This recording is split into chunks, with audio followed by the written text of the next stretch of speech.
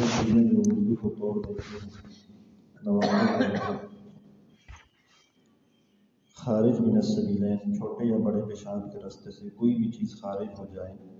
تو اس سے وضو ٹوٹ جائے گا۔ اس کے علاوہ باقی جسم سے کوئی چیز نکل جائے جو ناپاک ہو، جیسے خون ہے، پیپ ہے، تو یہ نکل جائے تو اس سے بھی یہ نکل کر بہہ جائے تو تب وضو ٹوٹے گا۔ اگر نکل کر اپنی جگہ پہ کھڑی ہے، بہی نہیں ہے تو تب تک وضو نہیں ٹوٹے گا۔ یہاں پر ایک مسئلہ اور بھی ہے کہ اگر آپ کے کسی دانے سے یا کسی زخم سے خون نکل رہا ہے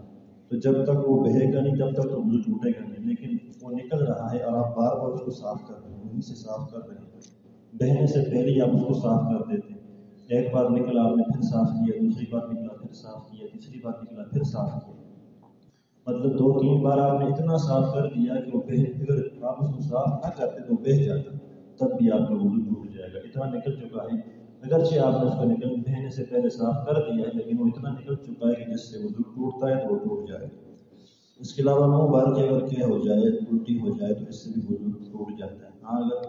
بلغم یا ریشہ نکلتا ہے تو اس سے وضو پر کوئی اثر نہیں پڑتا، اس سے وضو بالکل بھی نہیں ٹوٹے گا۔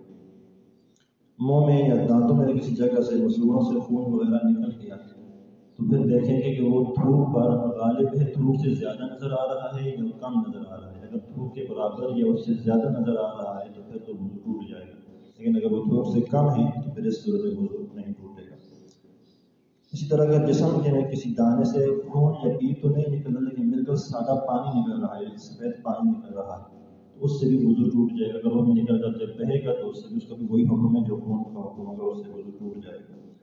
لیکن پسینہ جب انسان کے جسم سے نکل کر جتنا بھی بہہ جائے یا آنکھوں سے آنسو نکل کر جتنے بھی بہہ جائیں، اس سے وضو بالکل بھی نہیں ٹوٹے گا۔ نیند ہے، بندہ سو جائے ٹیک لگا کر، لیٹ کر سو گیا، ٹیک لگا کر سہارا لگا کر سو گیا تو اس سے بھی وضو ٹوٹ جائے گا۔ اگر کھڑے کھڑے سو گیا ہے یا بیٹھ کر سو گیا ہے، ٹیک نہیں لگائی ہوئی تو اس سے وضو نہیں ٹوٹے گا۔